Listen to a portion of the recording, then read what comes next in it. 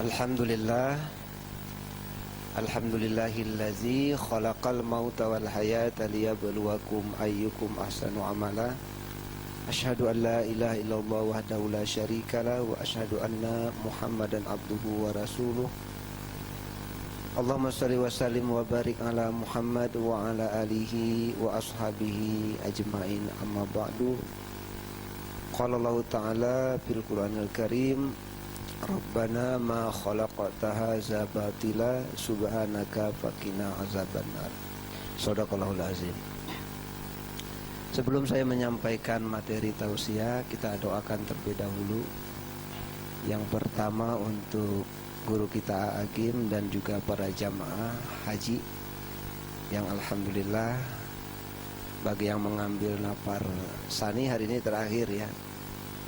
terakhir menyempurnakan ibadah hajinya. Kita doakan semoga diberikan oleh Allah hajah yang mabrurah, dan semoga kita semua yang hadir saat ini insya Allah disempurnakan oleh Allah Subhanahu wa Ta'ala. Sebelum kita meninggal dunia, insya Allah dalam keadaan sudah sempurna, sudah berhaji semuanya. Amin ya Allah ya Rabbal Alamin. Al-Fatihah. A'udzubillahi minasyaitonirrajim. Bismillahirrahmanirrahim. Alhamdulillahirabbil alamin.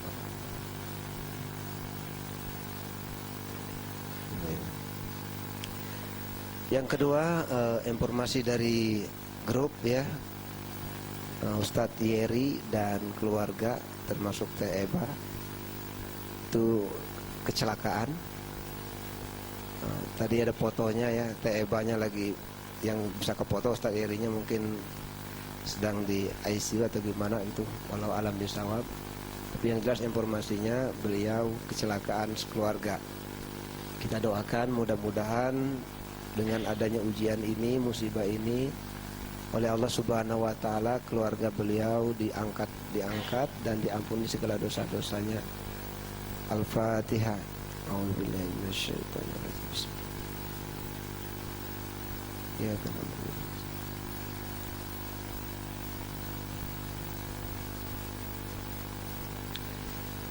Mungkin bagi santri-santri yang baru barangkali masih ada yang belum tahu siapa Ustadz Yeri ya. Ustadz Yeri itu dan Teh Eba, mereka Ustadz Ustazah yang mengawali di Darut Tauhid, termasuk Sabiqul Awalun ya, yang pertama di sini juga. Jadi jasanya sangat luar biasa untuk Darut Tauhid juga. Nah karena itu bagi yang belum tahu ya, mungkin inilah kesempatannya bagi kita untuk saling mendoakan insyaallah. Alhamdulillah, para hadirin, para calon-calon ahli surga yang dimuliakan oleh Allah Subhanahu wa Ta'ala. Insya Allah semuanya sudah berkurban. Insya Allah. Di mana saja berkurbannya Pak? Bu? Ada yang berkurban di SMP, di SMK, ada yang di Jawa, di mana lagi? Ya. Berkurbannya di mana-mana ya. Jadi yang menyembelihnya di mana-mana nih, ada yang menyembelih di SMP, menyembelih di mana Subang ya, ada yang di Lembang.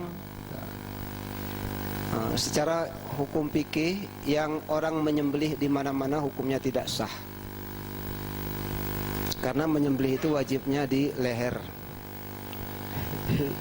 Iya. Kalau menyembelih di mana-mana enggak sah ya. Jadi menyembelihnya harus di leher insyaallah. Alhamdulillah. Tentu kalau kita berbicara tentang ibadah kurban, pasti banyak sekali hikmahnya.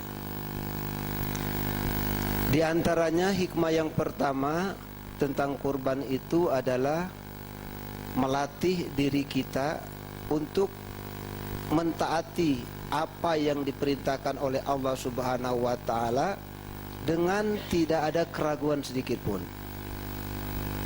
Satu itu, mentaati perintah Allah artinya tunduk dan patuh kepada Allah Subhanahu wa Ta'ala dengan tanpa keraguan sedikit pun. Artinya apa? Ketika Allah Subhanahu wa Ta'ala memerintahkan sesuatu kepada kita, Maka akal kita ini jangan dijadikan sebagai penghalang untuk menolak perintah-perintah Allah. Karena fungsi akal ini adalah untuk membantu kita agar kita semakin taat kepada Allah Subhanahu wa taala. Jangan dijadikan nomor satu. Ketika kita mendengar ini adalah perintah Allah, artinya yang harus kita yakini dalam hati kita, ketika ini perintah Allah, maka yang pertama saya akan taat kepada Allah Subhanahu wa taala. Akal dikesampingkan dulu. Karena kalau sudah akal yang main nanti banyak salahnya. Akal bukan berarti tidak dipakai, tetapi untuk membantu kita supaya kita makin taat kepada Allah Subhanahu wa taala. Karena kalau kita lihat mungkin ibadah kurban ini kalau kita lihat secara akal barangkali tidak masuk akal ya. Tidak masuk akal, tetapi karena ini perintah Allah kita lakukan. Coba saja kita bayangkan sejarah kurban ini. Awalnya yaitu ketika Nabi Ibrahim alaihissalam diperintahkan oleh Allah untuk menyembelih putranya. Itu ada dalilnya di Al-Quran surat As-Sofat ya, kalau nggak salah ayat 102. Insyaallah. Ketika satu saat Nabi Ibrahim baru saja bertemu dengan putranya Ismail. Lagi senang-senangnya, sudah lama tidak ketemu. Saat lagi senang-senangnya turun perintah dari Allah. Dan perintahnya bukan tanggung-tanggung, perintah yang mungkin menyakitkan bagi sebagian orang yang sudah lama menantikan seorang putra, tapi ketika baru senang-senangnya datang perintah dari Allah Subhanahu wa taala. Allah firmankan dalam Al-Qur'an, "Ya bunai, wahai anakku yang aku cintai, yang aku sayangi." Wahai anakku yang aku sayangi, yang aku cintai. Inni ara fil manam, sesungguhnya aku bermimpi.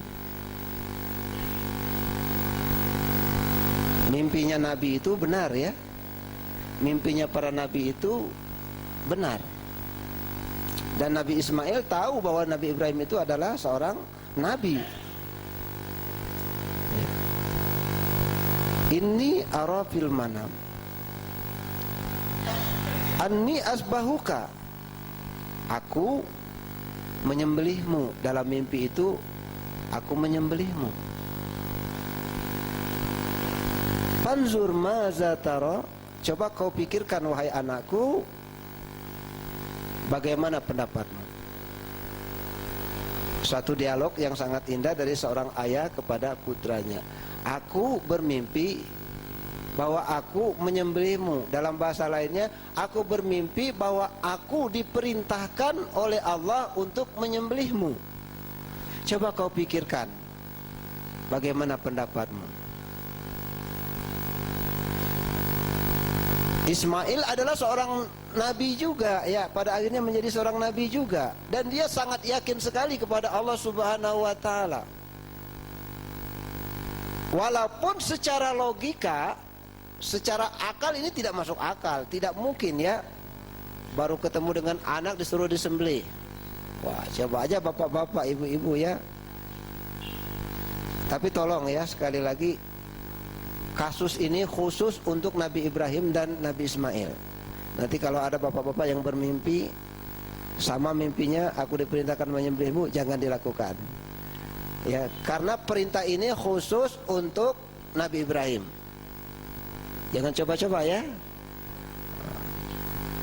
Ketika diperintahkan seperti itu, apa jawaban dari seorang Ismail?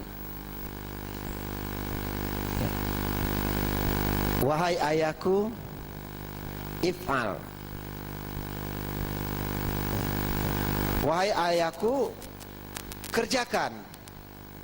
Matu'mar, apa yang telah diperintahkan oleh Allah kepadamu. Wahai ayahku, kerjakan apa yang diperintahkan oleh Allah kepadamu. Subhanallah ya, seorang anak yang sangat yakin kepada Allah. Padahal nyawanya akan hilang kalau secara logika. Satajiduni insyaallah minas sabirin. Engkau akan mendapati aku insyaallah, kata Nabi Ismail, aku termasuk orang yang sabar. Subhanallah. Artinya apa? Berkurban ini jalan ketaatan kepada Allah Subhanahu wa taala. Ketika Nabi Ismail alaihissalam mentaati apa yang diperintahkan oleh Allah Subhanahu wa taala, dan ternyata putra beliau Ismail pun taat dalam menjalankan perintah Allah tanpa keraguan sedikit pun, walaupun nyawa taruhannya. Beliau mengatakan, sembelihlah saya kalau ini perintah Allah. Ternyata apa yang terjadi? Di balik perintah Allah itu pasti ada kebaikan. Di balik kita mentaati, patuh kepada Allah itu ada kebaikan. Ternyata Allah hanya ingin menguji saja. Apakah Nabi Ibrahim ini benar nggak termasuk hamba yang taat kepada Allah Subhanahu wa taala? Benar nggak dia berhasil mendidik anaknya menjadi anak yang soleh, yang bisa taat kepada Allah Subhanahu wa taala? Ternyata ketika suatu saat dibawalah Nabi Ismail untuk disembelih, ya, disingkat cerita sudah dibaringkan, maka diganti oleh Allah dengan sembelihan yang besar, sembelihan yang terbagus. Jadi kalau berkorban juga harus berkorban yang terbagus. Berkorban yang terbagus, berkorban yang ya mungkin disesuaikan ya. Kalau misalkan di santri barangkali ya bisa ditabung ya, bisa nabung di awal atau nabung di akhir. Maksudnya apa? Kalau nabung di awal ya sebelum dikurbankan sudah nabung duluan, atau nabung di akhir, kurban dulu baru bayar. Sama ya kan, nabung juga namanya ya. Itu juga boleh, silakan. Nah, jadi orang yang berkurban itu satu dalam rangka mentaati apapun yang diperintahkan oleh Allah Subhanahu wa taala, tidak ada keraguan sedikit pun. Itu yang pertama. Hikmah yang lain, bahwa dengan berkurban itu menghilangkan sifat-sifat kesombongan dalam diri kita. Ketika kita berkurban itu ada sunnah yang kita baca, yaitu takbiran ya. Allahu Akbar, Allahu Akbar, Allahu Akbar, La ilaha illallah, Wallahu Akbar, Allahu Akbar, walillahil hamd. Allahu Akbar, Allah Maha Besar.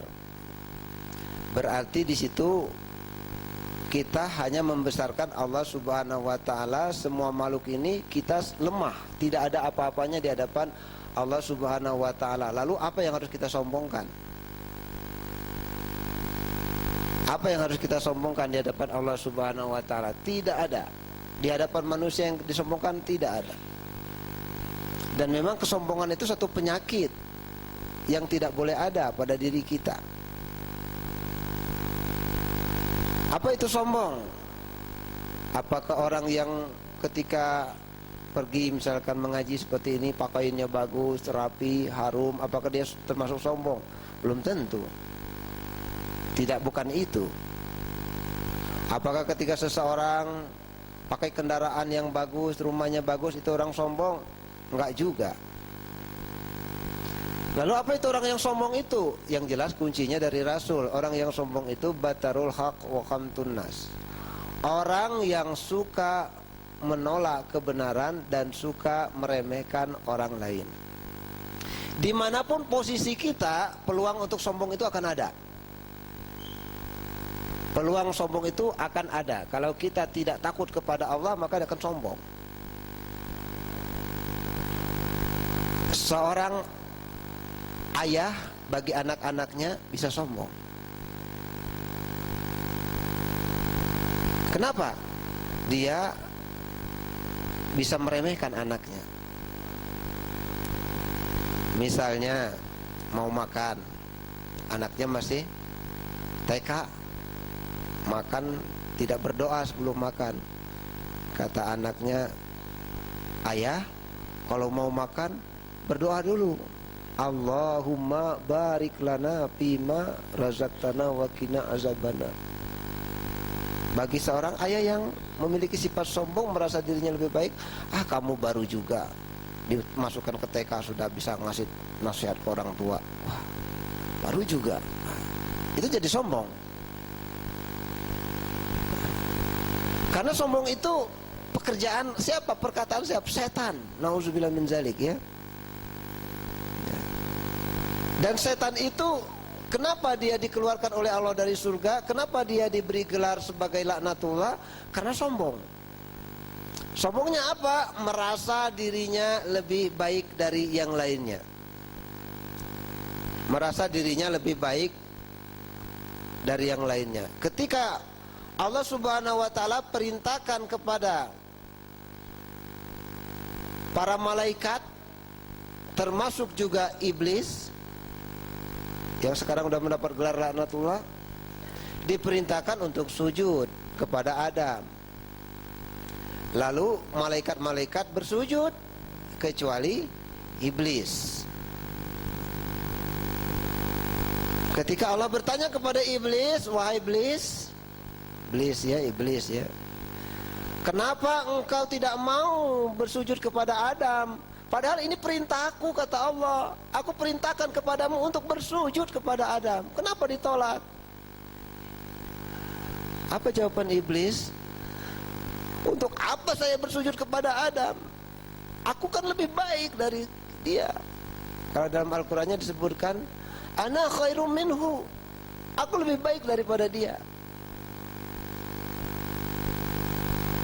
Apa ukurannya engkau mengatakan kau lebih baik daripada dia? Iblis menjawab, khalaqtani min nar wa khalaqtahu min tin. Aku kau ciptakan dari api dan dia Adam kau ciptakan dari tanah. Iblis mengatakan bahwa api itu lebih baik mungkin daripada tanah. Dan aku diciptakan lebih duluan daripada dia, berarti aku lebih baik. Nah, kita lihat mungkin gambaran-gambaran kehidupan saat ini, ya, boleh jadi seorang atasan mungkin bahkan merasa dirinya lebih baik daripada yang dipimpinnya. Seorang kakak mungkin merasa lebih baik daripada adiknya. Seorang pejabat mungkin akan merasa lebih baik daripada merasa lebih baik daripada yang dipimpinnya. Nah, sifat-sifat itu apa bedanya dengan yang diucapkan oleh iblis? Ana khairum minhu. Apa bedanya? Sama. Hanya beda penempatannya saja. Tapi ucapannya itu sama. Ana khairum minhu. Ketika seseorang merasa dirinya lebih baik dari orang lain, merasa, ya, dengan meremehkan orang tersebut, maka dia dianggap kategori orang yang sombong. Nauzubillah min zalik, ya. Lawan daripada sombong apa? Lawan dari sombong, tawadu, ya. Orang yang tawadu. Para ulama itu orang-orang yang tawadu. Ya, saya dulu pernah silaturahim ke pesantren Miftahul Huda. Waktu itu kalau nggak salah Selasa atau Selasa malam, lupa lagi saya kan. Dan di sana banyak para ulama-ulama yang sedang ngaji, sedang ikut pengajian di sana. Yang dibacanya itu kitab yang mereka sudah hafal. Udah kayak Sapina, udah hafal semua para ulamanya itu. Tapi mereka berkumpul di sana ngaji aja. Dibacakan oleh kiai yang sepuh di sana. Ada yang bertanya, kan Pak Kiai sudah hafal kitab-kitab yang begitu. Apa jawabannya? Saya kan tujuan kesini nyari ilmu. Dan saya ini lemah, tidak memiliki kekuatan sedikit pun. Gampang bagi Allah kalau Allah mencabut pikiran saya, kemampuan saya, sekejap saya nggak bisa apa-apa. Maka Kiai itu mengatakan, saya datang ke sini saya cari barokah. Karena bahasa Sunda itu ngalah barokah, ya.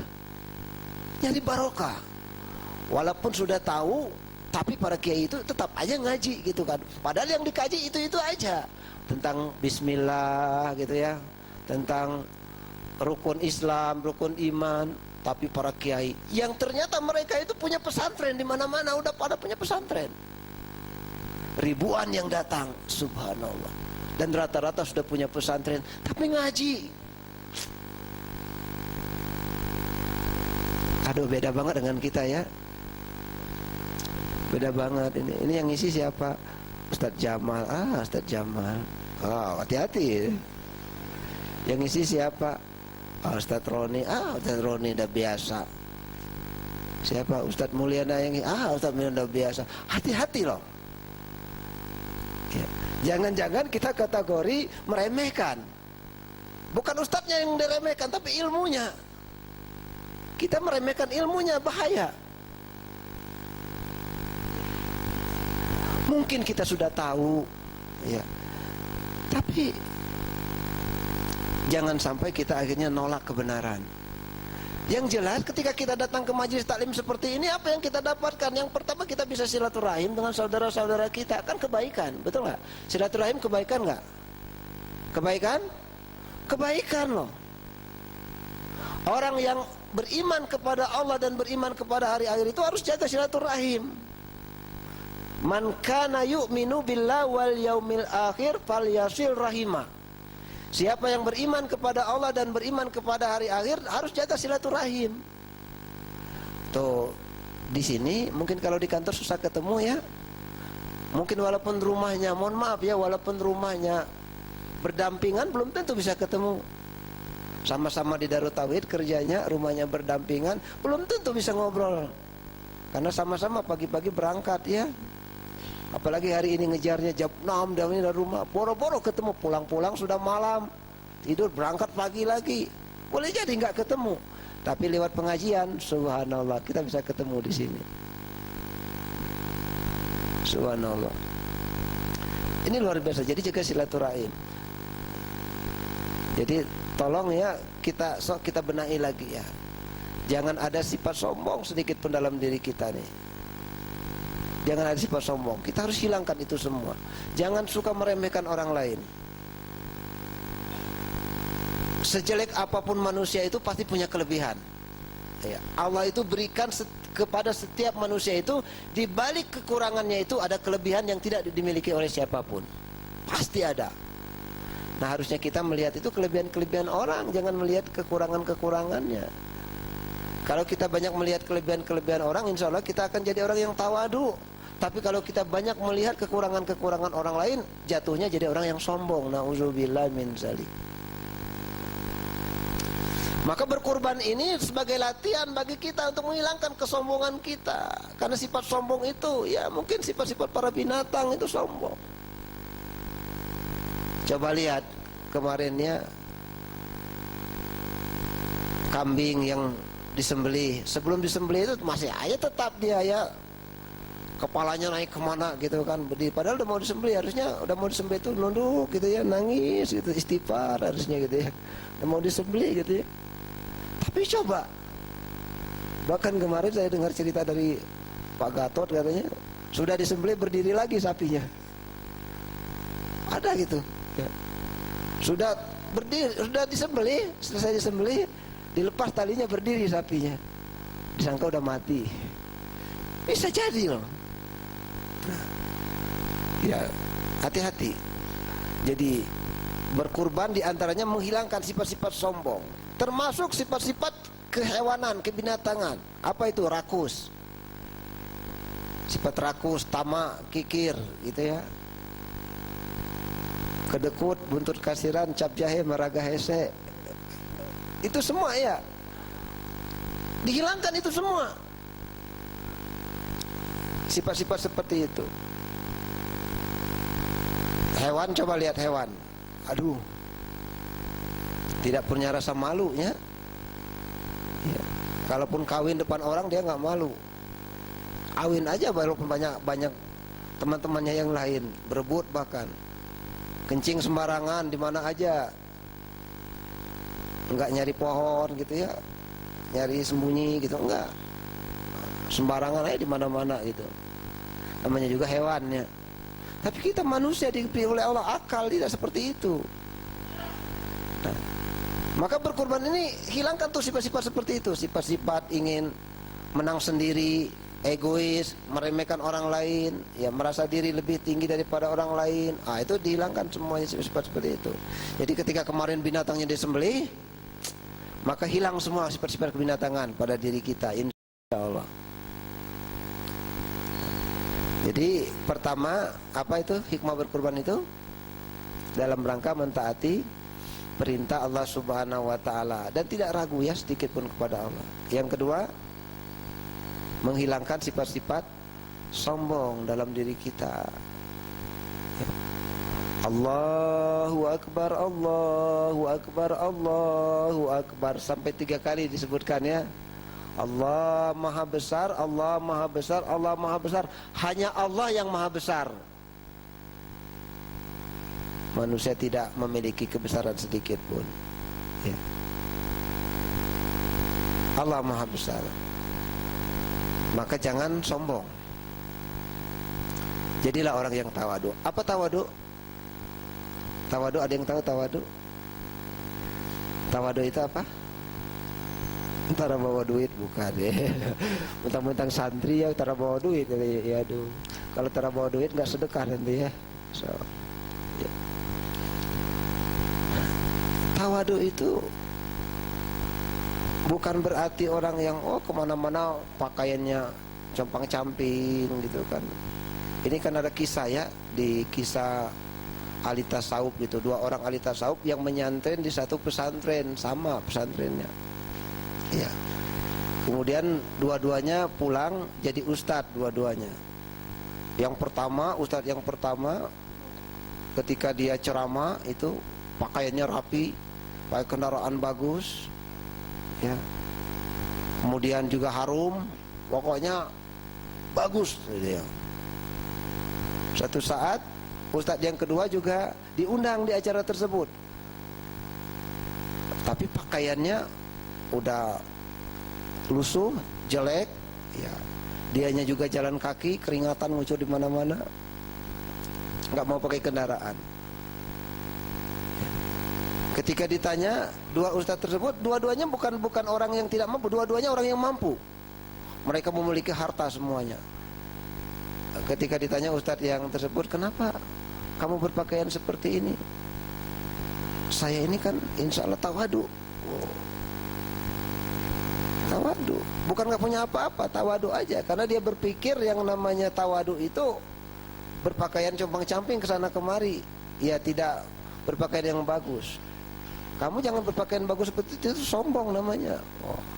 Kata yang berpakaian bagus ustadznya, enggak juga. Saya kan niatnya semata-mata untuk menyenangkan orang lain. Saya kan akan bertemu dengan orang lain, maka saya berpakaian yang bagus. Bukan karena Rasul memerintahkan kepada kita untuk membahagiakan saudara-saudara kita yang lain. Kira-kira yang paling benar yang mana? Yang ustadznya yang pakaiannya bagus atau ustadznya yang pakaiannya lusuh? Yang mana yang paling benar? Ya dua-duanya benar, benar-benar ustadz ya. Hanya pola pikir aja yang beda. Karena yang namanya tawadu itu ya tidak diukur dengan pakaian, tidak. Kesombongan itu tidak diukur dengan pakaian ya. Ukurannya tadi batarul haq wa khamtun nas. Ketika dia nolak kebenaran, meremehkan orang lain. Kalau si ustadz yang berpakaian compang-camping, yang berpakaian bukan compang-camping, yang lusuh ya, meremehkan ustadz yang pakaiannya rapi, yang harum, maka bisa jadi kategorinya tidak tawadu, dia juga jadi sombong. Atau sebaliknya, ustadz yang tadi pakaiannya rapi, kendaraannya bagus, meremehkan ustadz yang tadi berpakaiannya tidak rapi, lusuh. Sama, bisa jadi dua-duanya jadi tidak tawadu. Kenapa? Di sisi Allah Subhanahu wa ta'ala itu Allah tidak melihat pakaian, tidak melihat rupa, tidak melihat wajah. Apa yang dilihat oleh Allah Subhanahu wa ta'ala? Orang yang mulia di sisi Allah Subhanahu wa ta'ala itu bukan orang yang bagus pakaiannya, bukan orang yang cakep wajahnya, bukan orang yang banyak hartanya, bukan orang yang tinggi jabatannya, bukan. Tapi orang yang mulia di sisi Allah Subhanahu wa taala itu adalah inna akramakum indallahi atqakum. Orang yang paling mulia di sisi Allah Subhanahu wa taala itu orang yang paling takwa. Orang yang paling taat menjalankan apapun yang diperintahkan oleh Allah Subhanahu wa taala. Ketika diperintahkan oleh Allah dia tidak ragu menjalankannya, maka itu orang yang paling mulia di sisi Allah. Apa yang dilarang oleh Allah dia tinggalkan tanpa keraguan sedikit pun. Itu orang yang disukai oleh Allah, orang yang dimuliakan oleh Allah. Para santri kita semua nih punya masyarakat, tinggal di masyarakat. Kita kan bukan tinggal di lingkungan pesantren. Ya. Jadilah contoh di sana ya. Minimal kita contoh kebaikan. Jadi orang yang bertakwa. Jangan sampai kita menjadi contoh yang tidak baik. Saya pernah dengar beberapa, ya mungkin yang buruknya ya, tapi yang baiknya lebih banyak ya. Ada santri yang susah ke masjid ya, yang dulu yang mantap. Harusnya kalau ada santri Darut Tauhid itu masjid itu rame ya, penuh semua. Ini mah santri, ada 10 orang santri minimal 10 orang yang ngisi gitu. Jadi jangan sampai masjid itu kosong. Ya, jadi orang yang mulia di sisi Allah Subhanahu wa taala itu sekali lagi yang paling bertakwa, yang paling taat menjalankan perintah Allah Subhanahu wa taala, yang paling bersungguh-sungguh meninggalkan apa yang dilarang oleh Allah Subhanahu wa taala, maka itu adalah orang yang paling disukai oleh Allah Subhanahu wa taala. Jadi berkurban bukan hanya nyembelih hewan ya, tapi harus tahu hikmahnya supaya kita bisa ngamalkan di dalam kehidupan sehari-hari, insyaallah. Insyaallah ya. Jangan tawadu itu seperti tadi santri tadi ya. Mungkin dua-duanya berpikir tawadu, tapi bisa jadi kalau ada yang meremehkan maka hilang ketawaduannya. Artinya jangan sampai kita meremehkan siapapun yang ngisi ustadz di sini. Tolong ya jangan meremehkan, janganlah, karena itu kategori sombong. Karena ada ustadz ngisi di sini juga semuanya takdir dari Allah, semuanya ditakdirkan oleh Allah. Tidak mungkin akan bisa duduk di sini kalau tidak ditakdirkan oleh Allah. Harusnya itu yang kita ambil. Oh tapi saya udah mendengar ilmunya udah biasa. Ya nggak apa-apa, udah biasa. Yang penting kita duduk di pengajian dapat barokah. Saya yakin sekali. Bukankah Rasul sampaikan di antara orang yang akan diberikan ketenangan, ketentraman oleh Allah Subhanahu wa taala, kebahagiaan mereka yang hadir di majelis taklim. Mereka berzikir, mereka ingat kepada Allah, didatangkan oleh Allah ketentraman, sakinah. Subhanallah. Allahu akbar, Allahu akbar, Allahu akbar. Nah, itu yang pertama kita ambil hikmahnya ya. Kemudian yang keduanya la ilaha illallah. Balik lagi Allahu akbar. Tidak ada Tuhan selain Allah. Artinya harus yakin hati kita tanpa keraguan sedikit pun bahwa Allah ada. Allah berdiri sendiri. Allah kekal. Tidak ada awalnya, tidak ada akhirnya. Dia berdiri sendiri tanpa membutuhkan bantuan siapapun. Kalaupun kita beribadah kepada Allah Subhanahu wa taala, kita sholat, kita saum, kita berkurban, bukan karena Allah butuh, bukan. Tapi Allah ingin menguji apakah kita yang termasuk hamba yang benar-benar menjalankan perintah Allah. Sholat itu untuk diri kita sendiri. Ketika kita bersedekah, sedekah itu untuk diri kita sendiri, pahalanya. Ketika kita berkurban, berkurban itu untuk diri kita sendiri, pahalanya. Bukan untuk orang lain. Orang lain kebahagiaan makan satenya, tapi pahalanya diberikan oleh Allah kepada orang berkurban tersebut. Maka yakin ini Allah. Sekarang merasa nggak kalau kita ini dilihat oleh Allah? Merasa ya? Merasa. Merasa didengar oleh Allah kalau kita bicara? Terasa? Terasa. Allah itu teliti sekali, dia tahu apa yang kita bicarakan, dia tahu apa yang kita kerjakan. Al-Hasyr ayat 18 itu menyebutkan seperti itu. Innallaha khabirum bima ta'malun. Karena sesungguhnya Allah maha teliti dari apa yang kalian kerjakan. Allah maha tahu. Ya. Kalau di dalam kitab yang kita kaji itu apa namanya? Aqidatul Awam ya. Masih hafal semua, santri udah hafal semua ya. Allahu mawjudun qadimun baqi mukhalliqul lil khalqi bil itlaqi. Hafal ya? Masih? Kan ngaji semuanya. Ya. Allahu mawjud. Allah itu ada. Qadim. Apa qadim? Dahulu, terdahulu. Baki, apa baki? Kekal. Dia berbeda dengan makhluknya. Itu sifat-sifat Allah nih. Ya. Atau belum sampai ke sana ya kajiannya? Karena kalau di BMA sudah sampai, sudah lewat ya. Allahu mawjudun qadimun baqi mukhalliqun lil khalqi bil itlaqi. Ya, yang udah hafal kalau yang di ini. Nah, itu sifat-sifat Allah yang harus kita tanamkan dalam diri kita, ketauhidan. La ilaha illallah. Tidak ada Tuhan, tidak ada ilah kecuali hanyalah Dia, Allah satu-satunya. Kalau Ustaz Roni kemarin menjelaskan ilah itu apa? Yang mendominasi hati kita. Yang mendominasi hati kita artinya yang lebih kita turuti, yang lebih kita ikuti, itu bisa jadi ilah.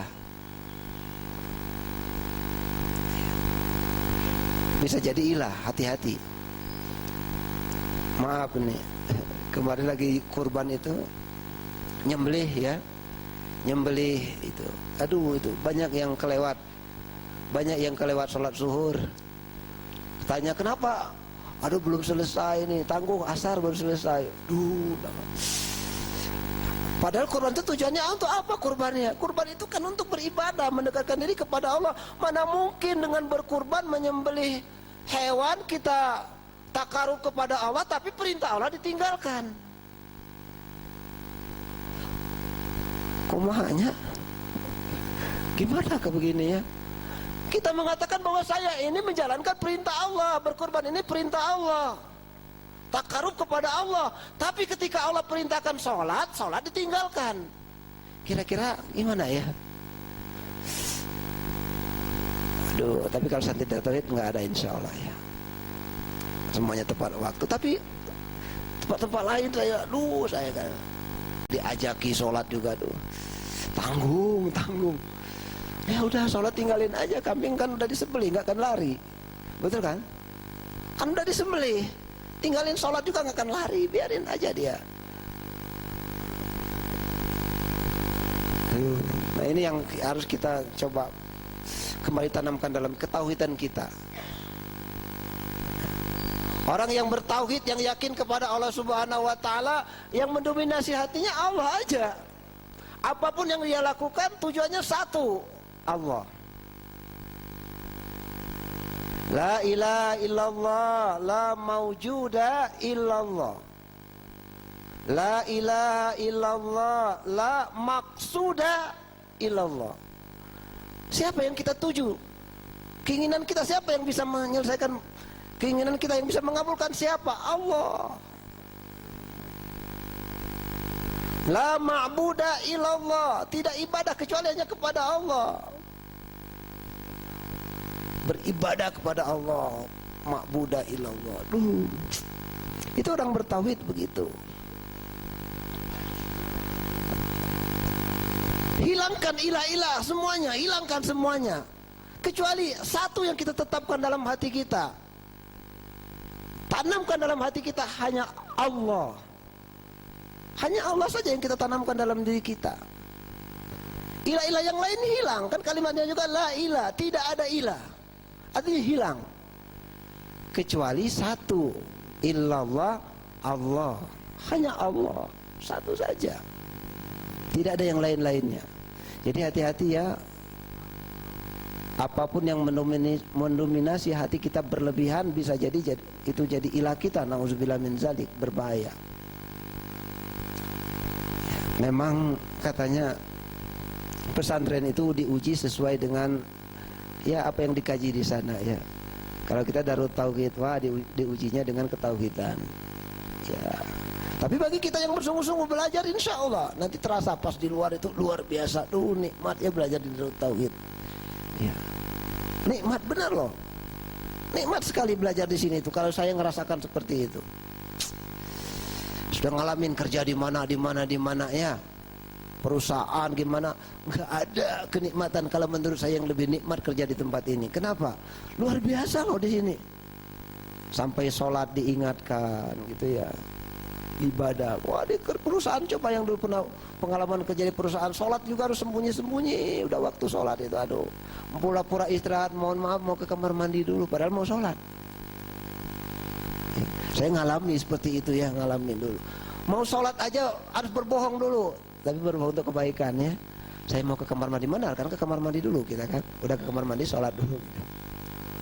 Langsung sampai begitu. Tapi di sini subhanallah ya, kenikmatan mana lagi yang akan kita dustakan? Kalau saya ngelihatnya Darut Tauhid itu seperti gambaran lah surga lah. Ya, di sini nggak ada kata-kata yang sia-sia. Kan di surga kan nggak ada kata yang sia-sia. Nikmat luar biasa. Ya, makanya wajar ya kalau Agim suka ngulang-ulang, fabi ayyi ala'i rabbikuma tukazziban. Nikmat mana yang akan kau dustakan dari kenikmatan-kenikmatan yang telah diberikan Allah? Nikmat mana lagi? Enggak ada. Coba rasakan nanti kalau saya mau coba, enggak di Darut keluar aja, keluar. Silakan. Tapi coba lihat, bandingkan. Aduh, orang-orang yang dulunya keluar Darut Tauhid kembali lagi pada ingin kembali lagi karena nikmat di sini. Maka bersyukur ya, kita bersyukur di tempat ini. Darut Tauhid, ya, rumahnya orang-orang yang bertauhid. Insya Allah ini jadi doa. La ilaha illallah, tidak ada ilah, tidak ada Tuhan yang berhak kita sembah kecuali hanya Allah saja. Allah aja dalam hati kita. Artinya apa? Allah itu sukanya yang bagaimana? Sukanya kita ini kalau kita ini bertakwa, kalau kita ini berbuat kebaikan dimanapun kita berada, dimanapun kita berada. Jadi berbuat kebaikan itu mohon maaf bukan hanya di Darut Tauhid saja, bukan, dimanapun kita berada harus berbuat kebaikan. Bahkan bila perlu di luar kita harus lebih banyak berbuat kebaikannya. Kalau di Darut Tauhid insya Allah kumpulan orang-orang baik semua ya. Kalau dakwah juga enak, ngajak juga enak kalau di sini. Kalau di luar coba, aduh tantangannya ya, kadang-kadang kita harus bertengkar dulu ucapannya ya, kadang-kadang dimaki orang, kadang-kadang dilempari, macam-macam itu ya. Nggak mudah loh. Ini perjuangan kita semuanya insya Allah. Jadi teman-teman semua ya, ayo nih kita ini Darut Tauhid. Bagaimana kita bisa menyebarkan tauhid ini bukan hanya di Darut Tauhid, tapi dimanapun kita berada, sebarkan itu tauhid. Inti kalimatnya la ilaha illallah, tidak ada ilah selain Allah, tidak ada Tuhan selain Allah. Dalam segala hal, kalau kita meyakini tidak ada Tuhan selain Allah, artinya dalam setiap permasalahan kita kembalikan kepada Allah, ya. Kena musibah, kembalikan kepada Allah, karena Tuhan kita Allah. Ya kan gitu. Allazina iza asabatuhum musibah qalu inna lillahi wa inna ilaihi raji'un. Dapat musibah, kembalikan kepada Allah. Itu orang bertauhid. Bukan malah dapat musibah malah jadi marah ke Allah. Ada yang begitu. Saya tadi udah doa, sudah sholat, udah apa, tak aja dapat musibah. Kalau gitu nggak sholat, ini salah. Mungkin kalau tidak berdoa tadi ujiannya lebih besar lagi ya, lebih berat lagi. Nah jadi kembalikan kepada Allah Subhanahu wa taala. Jadi la ilaha illallah, tidak ada ilah, tidak ada Tuhan yang berhak kita sembah, tidak ada yang kita mintai pertolongan kecuali hanya Dia, Allah. Ihdinas siratal mustaqim, kita minta petunjuk kepada Allah jalan yang lurus, karena Allah yang bisa menolong kita. Nah, itu kalimat berkurban dengan mengucapkan kalimat takbiran la ilaha illallah, tidak ada Tuhan selain Allah. Tapi kembali Allahu Akbar, kembali kita membesarkan Allah. Allahu Akbar. La ilaha illallah wallahu akbar. Diulangi lagi, Allahu Akbar walillahil hamd. Terakhirnya apa? Walillahil hamd. Dan segala pujian hanya milik Allah. Segala pujian hanya milik Allah. Maknanya apa? Maknanya kita ini harus nantiasa bersyukur atas segala nikmat. Minimal kita banyak mengucapkan kalimat alhamdulillah sebagai bukti kita ini bersyukur kepada Allah. Kan itu diantara hikmah kurban. Allah firmankan dalam Al-Quran, a'udzubillahi minasyaitonirrajim, bismillahirrahmanirrahim. Saya yakin dah hafal semua ya. Inna a'tayna kal kausar fasalli li rabbi kawanhar inna syani aka huwal abtar. Ustaz gitu-gitu aja saya udah hafal, ngapain dibacain? Hati-hati loh, jangan meremehkan. Ya, walaupun sudah hafal dengerin aja ya. Inna a'tayna kal kausar fasalli li rabbika wanhar inna syani'aka huwal abtar. Aku, kata Allah, sesungguhnya aku a'tayna, ya, kal kausar, aku ini telah memberikan kepadamu kenikmatan. Al-Kausar, Al-Kausar itu ada dua makna. Yang pertama makna yang sekarangnya, yang kedua makna yang akan datang. Makna yang sekarangnya bahwa kenikmatan-kenikmatan yang telah diberikan oleh Allah Subhanahu wa taala. Kenikmatan-kenikmatan yang telah diberikan oleh Allah Subhanahu wa taala yang kita rasakan. Nikmat iman, nikmat Islam, nikmat sehat, itu yang utama ya. Nikmat kita berada di lingkungan Darut Tauhid, ini nikmat luar biasa. Nikmat kita masih bisa berjalan, kita masih bisa bersedekah, punya istri, punya anak, punya suami bagi istri ya. Apalagi mata masih bisa melihat dengan normal, yang melihat, yang tidak melihat juga masih telinga masih bisa mendengar, yang telinga nggak bisa mendengar masih bisa berjalan. Itu nikmat semua dari Allah.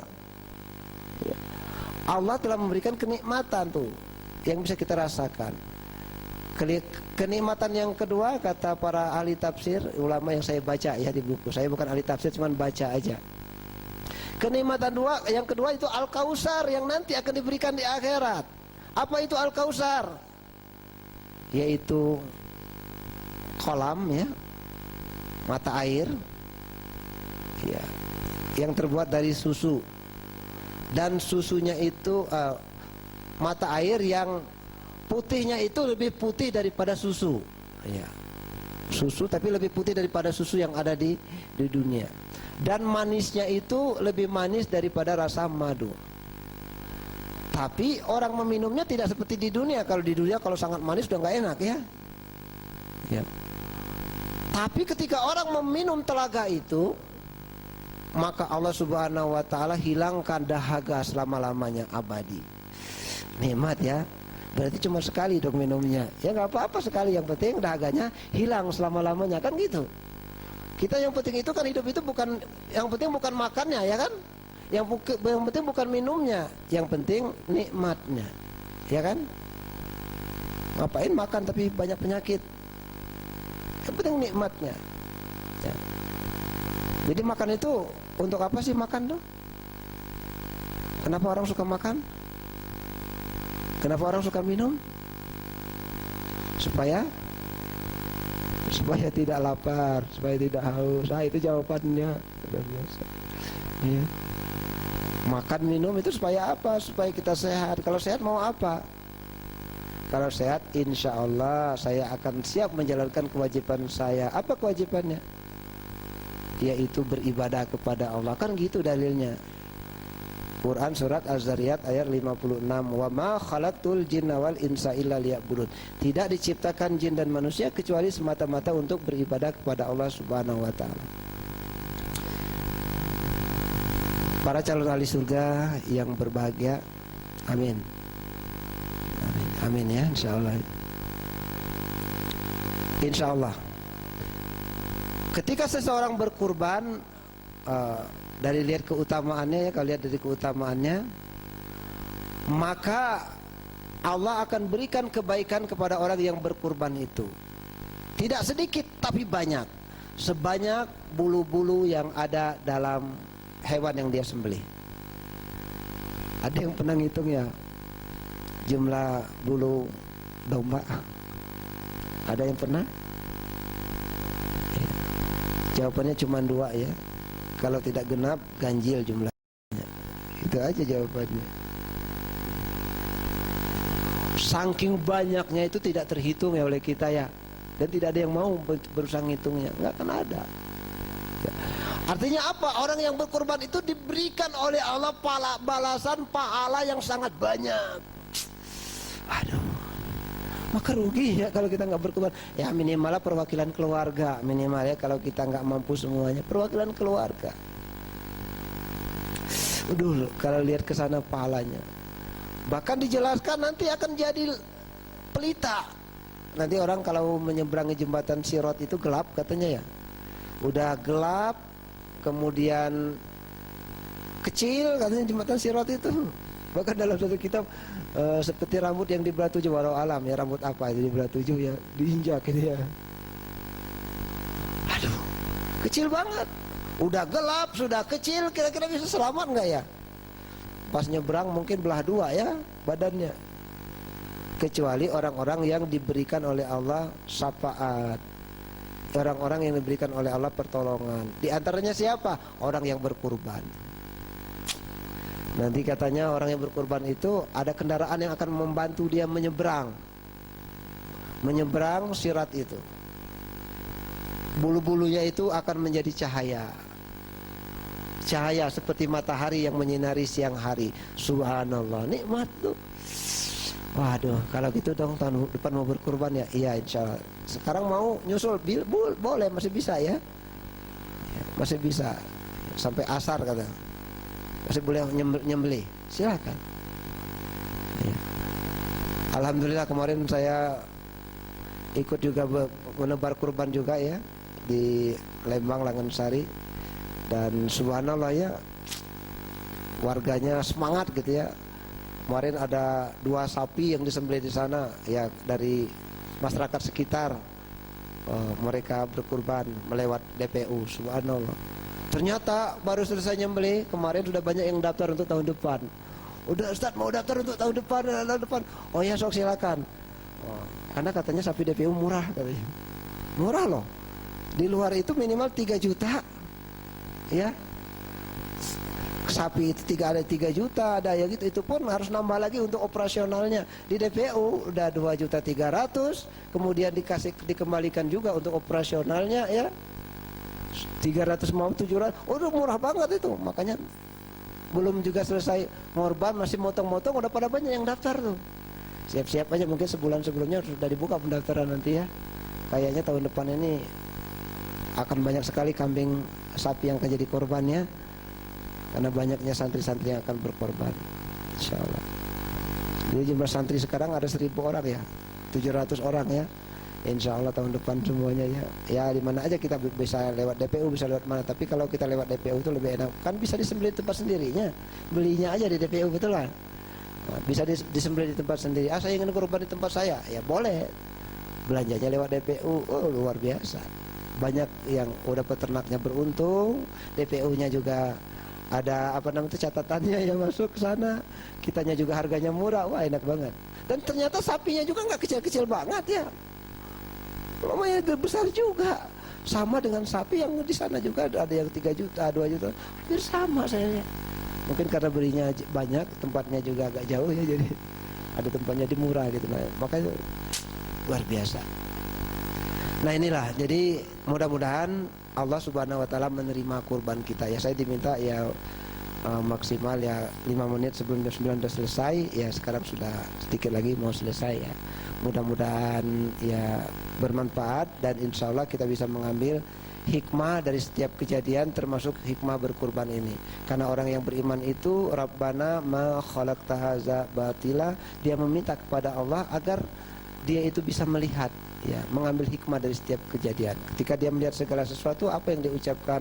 Ya Allah, tidaklah kau menjadikan semua ini sia-sia. Kurban ini tidak sia-sia, tapi ini ada perintah Allah untuk memimpin kita, menyuruh kita agar bertakarub kepada Allah Subhanahu wa taala, sehingga hasilnya nanti akan kita rasakan di akhirat nanti berupa kebahagiaan insya Allah. Demikian karena waktunya sudah habis, saya tutup dengan doa kifaratul majelis. Subhanakallahumma wa bihamdika asyhadu an la ilaha illa anta astaghfiruka wa atubu ilaik. Wabillahi taufiq wal hidayah. Assalamualaikum warahmatullahi wabarakatuh.